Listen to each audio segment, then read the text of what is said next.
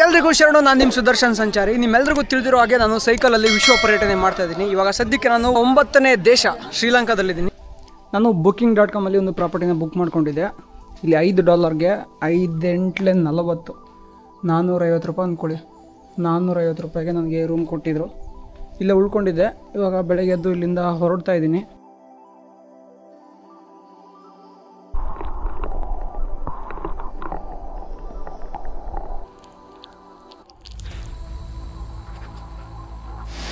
ಶ್ರೀಲಂಕಾದಲ್ಲಿ ಭಾರಿ ಮಳೆ.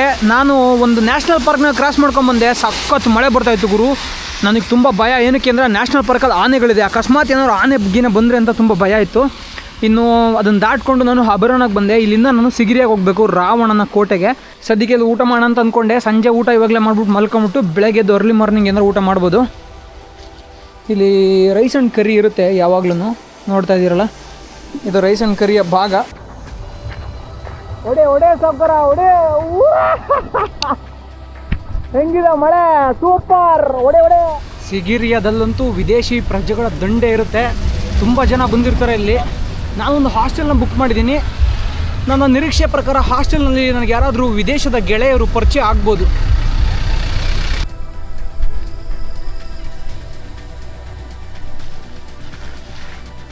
ಇದೇ ನೋಡ್ರಪ್ಪ ನಮ್ಮ ಹಾಸ್ಟ್ಲು. ಸೊ ಇವ್ರು ನನ್ನ ಹೊಸ ಫ್ರೆಂಡ್. ಅವರು ಆಸ್ಟ್ರಿಯಾದಿಂದ ಬಂದಿದ್ದಾರೆ. ಇದು ಇವರ ಇಟ್ಸ್ ಯುವರ್ ಫಸ್ಟ್ ಕಂಟ್ರಿ. ಇದು ಇವರ ಮೊದಲನೇ ದೇಶ ಅಂತೆ. Nice to meet you. And what's your good name? ಹಾಂ, ಊರ್. ಇವ್ರ ಹೆಸರು ಊರ್ ಅಂತೆ. ಲೈಕ್ ಇನ್ ಮೈ ಲ್ಯಾಂಗ್ವೇಜ್ ಊರ್ ಮೀನ್ಸ್ ವಿಲೇಜ್.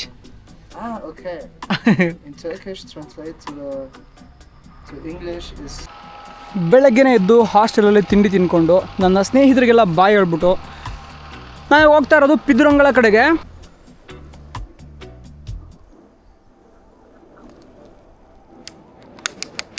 ನಾವಿವಾಗ ಪಿದುರಂಗಳಕ್ಕೆ ಬಂದಿದ್ದೀವಿ. ಪಿದುರಂಗಳದ ಮಹತ್ವವನ್ನು ಮುಂದೆ ತಿಳಿಸ್ತೀನಿ. ನನ್ನ ಸೈಕಲ್ನ ಇಲ್ಲೇ ಪಾರ್ಕ್ ಮಾಡಿದ್ದೀನಿ. ಇಲ್ಲೇ ಪಾರ್ಕ್ ಮಾಡಿಬಿಟ್ಟು ಹೋಗ್ತಾ ಇದ್ದೀನಿ.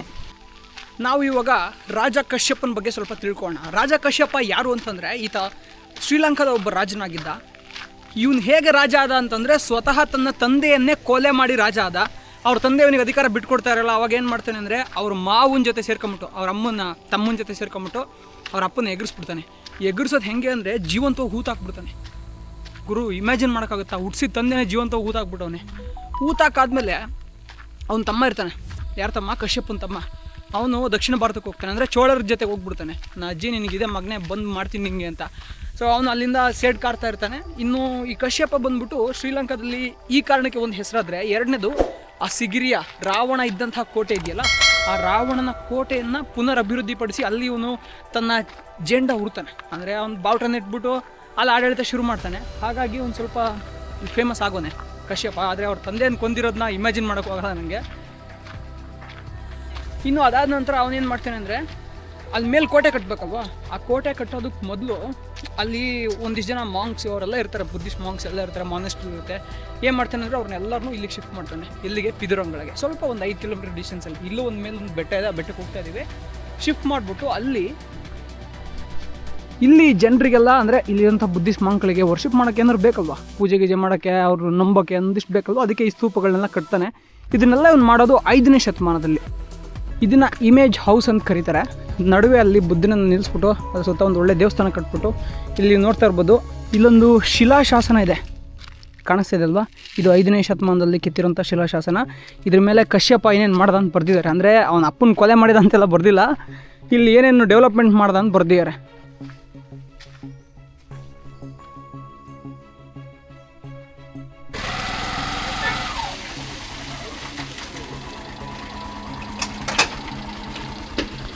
Hi bro. Hello. My name is Sudarshan. I'm from India. What's your name? I'm Clayton from Malta. Clayton from Malta. Yeah. So your ಹೆಸರು ಕೇಳ್ಟಿನ್ ಅಂತ, ಅವ್ರು ಮಾಲ್ಟಾದಿಂದ. ಇಲ್ಲಿ ನೋಡ್ತಾ ಇರ್ಬೋದು ನೀವು tuktukrental.com ಅಂತ ಒಂದು ವೆಬ್ಸೈಟ್ ಇದೆ. ಅಲ್ಲಿ ನೀವು ಈ ಥರದ ಆಟೋಗಳನ್ನ ಬಾಡಿಗೆಗೆ ತೊಗೋಬೋದು. Bro, how much you pay for per day? I'm not sure per day, but we rented it for like 3 weeks. 3 weeks? With a drop-off option, and it was like 400 something euros. So for 3 weeks? Yes, for 3 weeks. So 3 ವಾರಕ್ಕೆ 40,000 ರೂಪಾಯಿ ಕೊಟ್ಟಿದ್ದಾರೆ. Great. And What about experience? How you felt? It's our second day here, so we drove from Negombo to here. It was like a 4-hour or 4.5-hour trip. It was quite an experience compared to our roads in Europe and all that. So you need to fill petrol, or they will fill petrol? They will fill it up. They'll give you like a course how to drive. They'll give you a license and all that. So Oh. it's quite organized. Great, bro. So they also issues driving license for this. Yes, they'll create an official Driving driving license license. and insurance and all that. They'll handle everything. Great. It's from tuktukrental.com, right? Yeah. Yeah. Great to meet you, bro. Thank you. Same. Yeah. And ಇವರು ಅವರ ಧರ್ಮಪತ್ನಿ. So in my language, ಧರ್ಮಪತ್ನಿ means wife. Okay. Where are you from? I am from Karnataka. Is it? It's in India. Oh, in India. Yeah. That's my bike. Okay. Cool. You came all the way with it, or Yeah, you yeah. rented it from here? No. It's I took it from India. Yeah. ನಾವಿವಾಗ ಪಿದುರಂಗಳ ಗುಹೆ ಮತ್ತು ಬೆಟ್ಟಕ್ಕೆ ಹೋಗ್ತಾ ಇದ್ದೀವಿ. ನಮ್ಮ ಜೊತೆಗೆ Malta ದೇಶದಿಂದ ಇಬ್ಬರು ಪ್ರಜೆಗಳು ಬಂದಿದ್ದಾರೆ. ಇದು ರಾಜ ಕಶ್ಯಪನಿಂದ ನಿರ್ಮಾಣ ಆಗಿರುವಂತಹ ಒಂದು ಕೇವ್ ಟೆಂಪಲ್. ಒಳಗಡೆ ಬುದ್ಧನನ್ನು ಕೂರಿಸಿದ್ದಾರೆ, ಎಲ್ಲ ಮಲಗಿಸಿದ್ದಾರೆ. ನೀವು ನೋಡ್ತಾ ಇರ್ಬೋದು, ಆರಾಮಾಗಿ ಬುದ್ಧ ಅವರು ಮಲ್ಕೊಂಡು ರೆಸ್ಟ್ ಮಾಡ್ತಿದ್ದಾರೆ.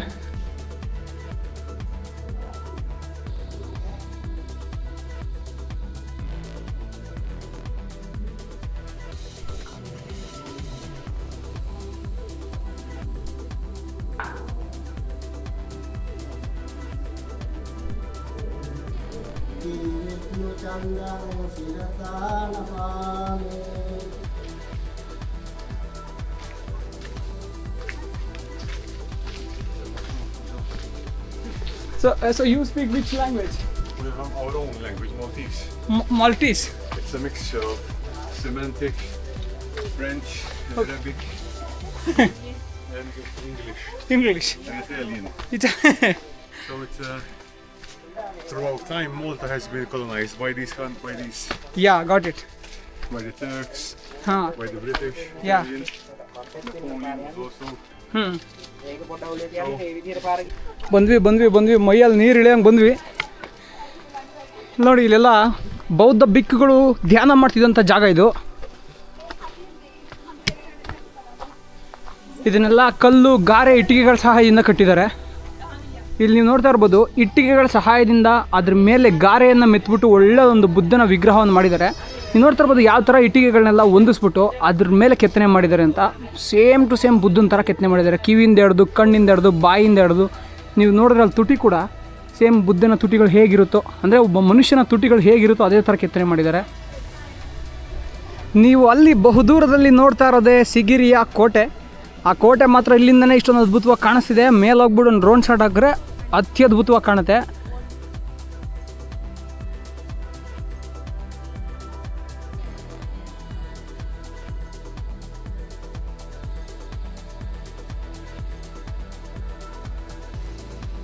ಗುರು, ಇಲ್ಲಿಂದ ಸಿಗಿರಿಯ ಕೋಟೆ ಅದೊಂದು ಡ್ರೋನ್ ಶಾಟ್ ತೆಗ್ದೆ ಗುರು, ಸಖತ್ತಾಗಿದೆ ಮಾತ್ರ. ಇಲ್ಲಿಂದನೇ ಹತ್ರಕ್ಕೆ ಹೋಗಿ ಶೂಟ್ ಮಾಡಿದ್ರಂತೂ ಅಮೇಝಿಂಗ್ ಆಗಿ ಬರುತ್ತೆ.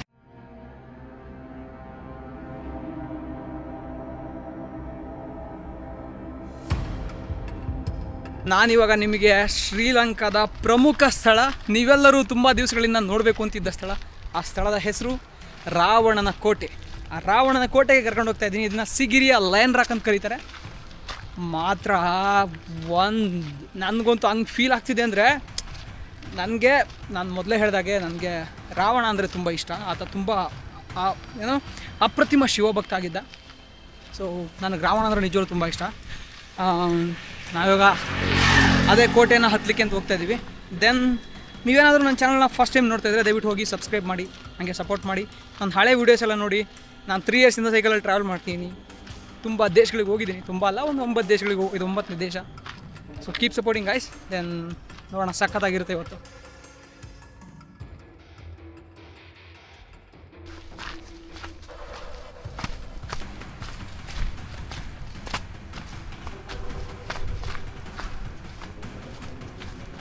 ನಾವು ಇವಾಗ ಲಯನ್ ರಾಕ್ ಒಳಗೆ ಬಂದಿದ್ದೀವಿ. ನಾನು ಸ್ವಲ್ಪ ಹಣ ಮಿಕ್ಕಿಸ್ಲಿಕ್ಕೆ ಯಾವುದೋ ಒಂದು ಕಳ್ಳದಾರಿ ಹುಡ್ಕೊಂಡಿದ್ದೀನಿ. ದಯವಿಟ್ಟು ನೀವು ದುಡ್ಡು ಕೊಟ್ಟು ಬನ್ನಿ, ನಂತರ ಬರಬೇಡಿ. ಮೊದಲನೇದಾಗಿ ನೀವಿಲ್ಲೇ ನೋಡ್ತಿದ್ರೆ ಇದನ್ನು ಮೋಟ್ ಅಂತ ಕರೀತಾರೆ. ನಮ್ಮ ಕೋಟೆಯ ಸುತ್ತ, ನಮ್ಮ ರಾಜ್ಯಗಳಲ್ಲಿರುವ ಕೋಟೆಗಳ ಸುತ್ತ ಯಾವ ಥರ ನೀರನ್ನು ನಿಲ್ಲಿಸ್ಬಿಟ್ಟು ನೀರನ್ನು ಮೊದಲನೇ ರಕ್ಷಣೆಯ ಗೋಡೆಯಾಗಿ ಬಳಸ್ತಾರೋ ಅದು ಇದು. ಇವರು ನೀರನ್ನು ಬಳಸಿ ಇಲ್ಲಿ ಮೊಸಳೆ ಬೇರೆ ಬೇರೆ ವಿಷ ಜಂತುಗಳನ್ನ ಬಿಟ್ಟು ತಮ್ಮನ್ನು ತಾವು ರಕ್ಷಣೆ ಮಾಡ್ಕೊಳ್ಳೋದಕ್ಕೆ ಬಳಸ್ತಾ ಇದ್ದಂತಹ ಒಂದು ಮೋಟ್ ಇದು.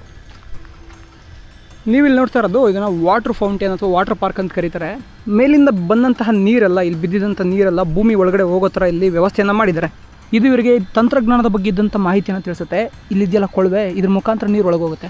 ಆ ಥರ ಬೇರೆ ಬೇರೆ ಕಡೆ ಕೊಳವೆಗಳಿದೆ, ಅದೆಲ್ಲ ನೀರು ಒಳಗೋಗ್ಬಿಟ್ಟು ಅಲ್ಲಿಂದ ಅದು ವಾಟ್ರು ಮುಂದೆ ಮೋಟ್ ಇದೆಯಲ್ಲ, ಸುತ್ತ ಮೋಟ್ ಕಟ್ಟಿದ್ದಾರೆ. ಅವಾಗ ತೋರಿಸಿದ ನಿಮಗೆ ಆ ಮೋಟ್ಗೆ ಹೋಗಿ ಸೇರುತ್ತೆ. ಆ ಮುಖಾಂತರ ಇವರಿಗೆ ಇದು ರಕ್ಷಣೆ ಗೋಡೆಯಾಗಿ ಕೆಲಸ ಮಾಡುತ್ತೆ. ನೀವು ಇಲ್ಲೇನು ನೋಡ್ತಿದ್ದೀರಾ, ಇದು ಸಿಗಿರಿಯ ಕೋಟೆ ಒಳಭಾಗಕ್ಕೆ ಹೋಗಿನ ಮುಂಚೆನೇ ಇದೆ. ಇದನ್ನು ಟ್ರಿಪಲ್ ಎಂಟ್ರೆನ್ಸ್ ಅಂತ ಕರೀತಾರೆ. 1, 2, 3 ಒಂದು ಮುಖ್ಯವಾದಂಥ ಬಾಗಿಲು, 2 ಚಿಕ್ಕ ಚಿಕ್ಕ ಬಾಗಿಲುಗಳ ಮುಖಾಂತರ ನಾವು ಪ್ರವೇಶವನ್ನು ಪಡಿಬಹುದು. ಇನ್ನು ನಾವು ಈಗಿರುವಂಥ ಕಟ್ಟಡದ ಬಗ್ಗೆ ಮಾತಾಡೋದಾದರೆ, ಈಗಿರುವಂಥ ಕಟ್ಟಡನ ಸುಮಾರು 1,500 ವರ್ಷಗಳ ಹಿಂದೆ ರಾಜ ಕಶ್ಯಪ ನಿರ್ಮಾಣ ಮಾಡಿದ. ಇಲ್ಲಿ ಸಿಕ್ಕಂತಹ ಕೆಲವೊಂದನ್ನು ಕಾರ್ಬನ್ ಡೇಟಿಗೆ ಕಳಿಸಿದಾಗ 5,000 ವರ್ಷಗಳಿಂದನೂ ಕೂಡ ಇಲ್ಲಿ ಜನ ವಾಸ ಮಾಡ್ತಿರೋದಾಗಿ ಅದ್ರ ಮುಖಾಂತರ ನಮಗೆ ತಿಳಿದು ಬರುತ್ತೆ. ಸೊ ಹಾಗಾಗಿನೇ ತುಂಬ ಜನ ನಂಬ್ತಾರೆ ಇಲ್ಲಿ ರಾವಣ ವಾಸವಿದ್ದ ಅಂತ. ನೋಡ್ತಾ ಇರ್ಬೋದು, 2 ಕಡೆ ಇವರು ಕೊಳಗಳನ್ನು ಮಾಡಿದ್ದಾರೆ. ಆ ಮೂಲಕ ನೀರಿನ ಸಂರಕ್ಷಣೆಯನ್ನು, ಅಂದರೆ ಅವ್ರಿಗೆ ಬೇಕಾದಷ್ಟು ನೀರನ್ನು ಇಲ್ಲಿ ಒಳಗಡೆ ಸಂಗ್ರಹ ಮಾಡಿ ಇಟ್ಕೊಂಡಿದ್ದಾರೆ. ಯಾರಾದರೂ ಶತ್ರು ರಾಜ ಹೊರಗಡೆಯಿಂದ ದಾಳಿ ಮಾಡಿದ್ರೆ ಇವ್ರಿಗೆ ರಕ್ಷಣೆ ಬೇಕಲ್ವಾ, ಅಂದರೆ ಕುಡಿಯೋ ನೀರು ಇರಬೇಕು, ಊಟ ಇರಬೇಕು, ಎಲ್ಲ ಇರಬೇಕು. ಅವಾಗಲೇ ಇವರು ತುಂಬ ಸ್ಟ್ರಾಂಗಾಗಿ ಫೈಟ್ ಬ್ಯಾಕ್ ಮಾಡೋಕ್ಕಾಗೋದು. ಸೊ ಹಾಗಾಗಿ ಇವರು ಕುಡಿಯೋ ನೀರಿನ ವ್ಯವಸ್ಥೆನ ಈ ಮುಖಾಂತರ ಮಾಡ್ಕೊಂಡಿದ್ದಾರೆ. ಇದನ್ನು 10ನೇ ಶತಮಾನದಲ್ಲಿ ಕಶ್ಯಪನ ನಂತರದಲ್ಲಿ ನಿರ್ಮಾಣ ಮಾಡ್ತಾರೆ. ಪಾರ್ಕ್ ಏನಕ್ಕೆ ಅಂತಂದರೆ ತುಂಬ ಜನ ಪ್ರವಾಸಿಗರು ಬರ್ತಿರ್ತಾರೆ. ಪ್ರಪಂಚದಾದ್ಯಂತ ಇಲ್ಲಿಗೆ ತುಂಬ ಜನ ಪ್ರವಾಸಿಗರು ಬರ್ತಿರ್ತಾರೆ. ಆ ಪ್ರವಾಸಿಗರು ಬರುವಾಗ ಅವ್ರಿಗೆ ನೋಡೋಕೆ ಒಂದು ಸ್ವಲ್ಪ ಏನಾದ್ರು ಚೆನ್ನಾಗಿ ಕಾಣಬೇಕಲ್ಲ ಎಂಟ್ರೆನ್ಸಲ್ಲಿನೇ, ಅದಕ್ಕೋಸ್ಕರ ಪಾರ್ಕ್ಗಳನ್ನು ಇಲ್ಲಿ ನಿರ್ಮಾಣ ಮಾಡಿರ್ತಾರೆ. ಇವಾಗ ಇವರು ಪಾರ್ಕ್ನ ಮೇಂಟೈನ್ ಮಾಡದೆ ಹಾಗೆ ಬಿಟ್ಬಿಟ್ಟವ್ರೆ. ಇದು ಫೌಂಟೇನ್ ಗಾರ್ಡನ್, ಕಾರಂಜಿ. 2 ಕಡೆಗಳಲ್ಲಿ ಕೊಳಗಳನ್ನು ನಿರ್ಮಾಣ ಮಾಡಿ ಇಲ್ಲಿ ಕಾರಂಜಿಯನ್ನು ನಿರ್ಮಾಣ ಮಾಡಿದರು. ಈ ಕಾರಂಜಿ ತುಂಬ ಆಕರ್ಷಣೀಯವಾಗಿತ್ತು. ಯಾಕಂತಂದರೆ ಇಲ್ಲಿ ಬರುವಂಥ ನೀರು ತುಂಬ ಅಂದರೆ ತುಂಬ ಬೆಳ್ಳಗಿದೆ, ಆಯಿತಾ. ಕೆಳಗಡೆ ಇರೋಂಥ ನೆಲನೂ ಕಾಣ್ತಿದೆ. ಇವಾಗ ಸರಿ ಕ್ಲೀನ್ ಮಾಡದೇ ಇರೋದಕ್ಕೆ, ಸರಿ ಕ್ಲೀನ್ ಮಾಡಿದ್ರೆ ಪಕ್ಕ ಪ್ಯೂರ್ ವೈಟಾಗಿ ಕಾಣುತ್ತೆ. ಕೆಳಗಡೆ ಇರೋದೆಲ್ಲ ಕಾಣುತ್ತೆ. ಇಲ್ಲಿ ಇವಾಗೆಲ್ಲ ಪಾಚಿ ಬೆಳ್ಕೊಂಡ್ಬಿಟ್ಟಿದೆ.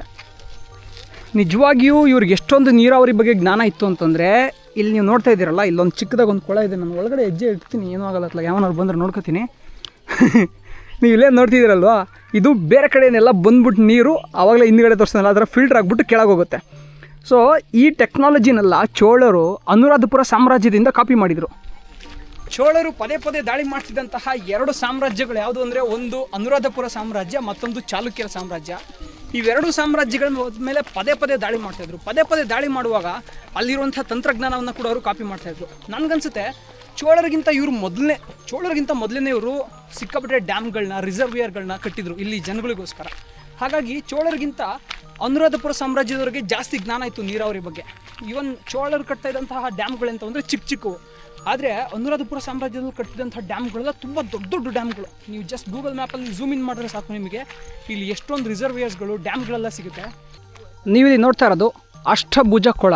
ಈ ಅಷ್ಟಭುಜ ಕೊಳವನ್ನು ಏನಕ್ಕೆ ನಿರ್ಮಾಣ ಮಾಡಿದ್ರು ಅಂತಂದರೆ, ರಾಜರ ಫ್ಯಾಮಿಲಿಯಿಂದ ಬಂದಂಥವ್ರು, ರಾಜರ ಮನೆಗೆ ಬಂದಂಥ ಗೆಸ್ಟು, ಅರಮನೆಗೆ ಬಂದಂಥ ಗೆಸ್ಟ್ಗಳು ಸ್ನಾನ ಮಾಡೋದಕ್ಕೆ ಈ ಕೊಳವನ್ನು ಮಾಡಿದರು. ಈ ಕೊಳಕ್ಕೆ ನೀರು ಕೂಡ ಮೇಲಿಂದ ಬರ್ತಾಯಿತ್ತು. ನೀವು ನೋಡ್ತಾ ಇದ್ದೀರಲ್ವ, ನೋಡಿ ಇದೇ ಕೊಳಕ್ಕೆ ನೀರು ಬರ್ತಾ ಇದ್ದಂಥ ಜಾಗ. ಇಲ್ಲಿಂದ ಬಂದ್ಬಿಟ್ಟು ಇಲ್ಲಿಗೆ ಬೀಳ್ತಾಯಿತ್ತು. ನಂತರದಲ್ಲಿ ಇವರು ಈ ಕೊಳದಲ್ಲಿ ಇಳಿದು ಈಜಾಡಿ ಸ್ನಾನ ಮಾಡಿ ಮಜಾ ಮಾಡ್ತಾಯಿದ್ರು. ಇದು ಬರೀ ರಾಜನಿಗೆ ಮತ್ತು ಆತನಿಗೆ ಸಂಬಂಧಪಟ್ಟಂಥ ವ್ಯಕ್ತಿಗಳಿಗೆ ಮಾತ್ರ. ರಾಜನಿಗೆ ಪ್ರಜೆಗಳೆಲ್ಲ ಸಂಬಂಧ ಇರ್ತಾರೆ, ಆದರೆ ಹಣ ಗೊತ್ತಲ್ವ, ಇನ್ಫ್ಲುಯೆನ್ಸ್. ಸೊ ಇನ್ಫ್ಲುಯೆನ್ಸ್ ಇದ್ದರಿಗೆ ಮಾತ್ರ ಈ ಕೊಳ. ನೀವು ಹಾಗೆ ಮುಖ್ಯ ರಸ್ತೆಯಲ್ಲಿ ಸಾಗುವಾಗ ನಿಮಗೆ ಬಲಗಡೆಗೆ ಇಲ್ಲೊಂದು ಜಾಗ ಇರುತ್ತೆ. ನೀವು ಬಂದರೆ ನಿಮಗೆಲ್ಲ ಹೆಲ್ಪ್ ಆಗಲಿ ಅಂತ ಹೇಳ್ತಾ ಇದ್ದೀನಿ. ನೀವು ಬರ್ತೀರಾ, ನಂಗೆ ಗೊತ್ತು, ಮನಸ್ಸು ಮಾಡಿದ್ರೆ ಬರ್ಬೋದು. ಇಲ್ಲಿಗೆ ಬರೋದೇನು ತುಂಬ ಕಷ್ಟ ಅಲ್ಲ. ಇದು ಏನಕ್ಕೆ ಅಂತಂದರೆ, ಇದು ಪೂಜಾ ಸ್ಥಳವಾಗಿತ್ತು. ಇಲ್ಲಿ ಒಂದು ಬೋಧಿ ಮರ ಇತ್ತು, ಸ್ತೂಪ ಇತ್ತು, ಬುದ್ಧನ ವಿಗ್ರಹವನ್ನು ಇಟ್ಟಿರ್ತಕ್ಕಂಥ ಒಂದು ಇಮೇಜ್ ಹೌಸ್ ಇತ್ತು. ನೋಡಿ ಇಲ್ಲಿ ಮೇಲೆ ಕಾಣಿಸಿದೆಯಲ್ಲ ಸ್ಟ್ರಕ್ಚರ್, ಈ ಕಟ್ಟಡವೇ ಸ್ತೂಪ. ಇಲ್ಲಿಗೆ ರಾಜರ ಫ್ಯಾಮಿಲಿಯವರು ಬಂದ್ಬಿಟ್ಟು ಪೂಜೆಗಳನ್ನೆಲ್ಲ ಮಾಡ್ತಾಯಿದ್ರು. ಇಲ್ಲಿ ಬೋಧಿ ಮರವನ್ನು ಹಾಕಿದ್ರು. ಆ ಬೋಧಿ ಮರ ಇವಾಗ ಹಾಳಾಗೋಗ್ಬಿಟ್ಟಿದೆ. ಇಷ್ಟೊಂದೆಲ್ಲ ಕಟ್ಟಡ ಕಟ್ಟಿದ್ರೆ ಬೇರುಗಳು ತಡ್ಕೋಬೇಕು, ಆ ಬೇರುಗಳು ಉಸಿರಾಡೋಕ್ಕೆ ಜಾಗ ಬೇಕು, ಅಥವಾ ಬೇರೆ ಯಾವುದೋ ಕಾರಣದಿಂದನೂ ಹಾಳಾಗೋಗಿರ್ಬೋದು. ಸದ್ಯಕ್ಕೆ ಇಲ್ಲಿ ಬೋಧಿ ಮರ ಇಲ್ಲ. ಇದು 4ನೇ ಶತಮಾನದಲ್ಲಿ ಜನರಿಗೆ ಕಕ್ಕಸ್ ಮಾಡೋದಕ್ಕೆ ಕಟ್ಟಿರ್ತಕ್ಕಂಥ ಒಂದು ಲೆಟ್ರಿನ್ ಗುಂಡಿ. ನೀವೇನು ನೋಡ್ತಿದ್ದೀರಾ, ಇಲ್ಲಿ ಕೂತ್ಕೊಂಡ್ಬಿಟ್ಟು ಅವ್ರು ಇಲ್ಲೇ ಕಕ್ಕ ಮಾಡಬೇಕಿತ್ತು. ಇಲ್ಲಿ ಕಕ್ಕ ಮಾಡಿದ್ರೆ ಅದು ಒಳಗೆ ಹೋಗ್ತಾಯಿತ್ತು.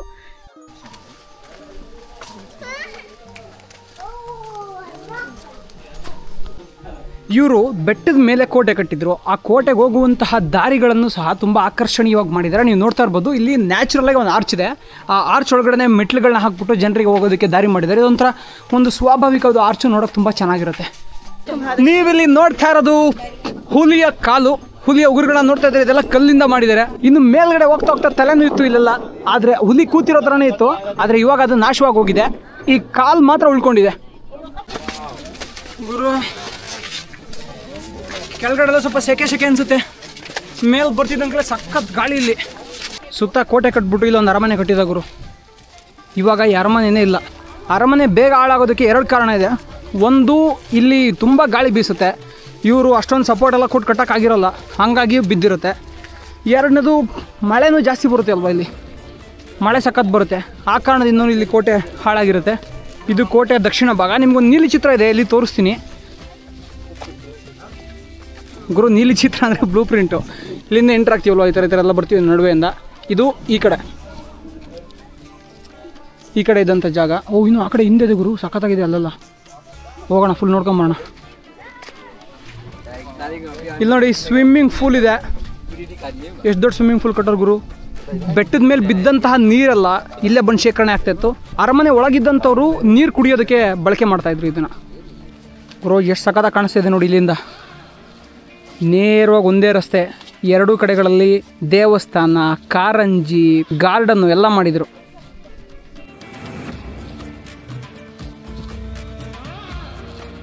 ಇಲ್ಲಿಂದ ನಿಂತು ನೋಡಿದ್ರೆ ನಮಗಲ್ಲೆಲ್ಲ ಹಸಿರು ಕಾಣಿಸ್ತಿದೆಯಲ್ಲ, ಅಲ್ಲೆಲ್ಲ ಅಕ್ಕಿ ಬೆಳೀತಾಯಿದ್ರು. ಇಲ್ಲೆಲ್ಲ ಜನ ವಾಸ ಮಾಡ್ತಾಯಿದ್ರು. ಇಲ್ಲೆಲ್ಲ ಅಕ್ಕಿ ಬೆಳೀತಾ ಇದ್ರಲ್ಲ, ಇಲ್ಲೆಲ್ಲ ಅಕ್ಕಪಕ್ಕ ಜನ ವಾಸ ಮಾಡ್ತಾಯಿದ್ರು. ಇಲ್ಲಿ ತುಂಬ ಕಡೆಗಳಲ್ಲಿ ಆನೆಗಳೆಲ್ಲ ಓಡಾಡ್ತಾ ಇದ್ವು. ನೀವು ಇಲ್ಲೇನು ನೋಡ್ತಾ ಇದ್ದೀರಲ್ಲ, ಇದು ಅರಮನೆಯ ಮುಖ್ಯ ಭಾಗ ಆಗಿತ್ತು. ಇಲ್ಲೆಲ್ಲ ದೊಡ್ಡ ದೊಡ್ಡ ಬಿಲ್ಡಿಂಗ್ಗಳಿದ್ವು, ಇವಾಗ ಡ್ಯಾಮೇಜ್ ಆಗಿ ಬಿದ್ದೋಗಿದ್ದಾವೆ. ಕಶ್ಯಪನಿಗೆ ರಾವಣನ ಥರ ಒಳ್ಳೆ ರುಚಿ ಇತ್ತು, ಹಾಗಾಗಿ ಅವನು ನೋಡಿ ಇಲ್ಲಿ ಅವ್ನು ರೂಮು ಪ್ಯಾಲೇಸ್ ಎಲ್ಲ ಮಾಡ್ಕೊಂಡಿದ್ದು. ಇದು ಮುಖ್ಯ ಭಾಗ.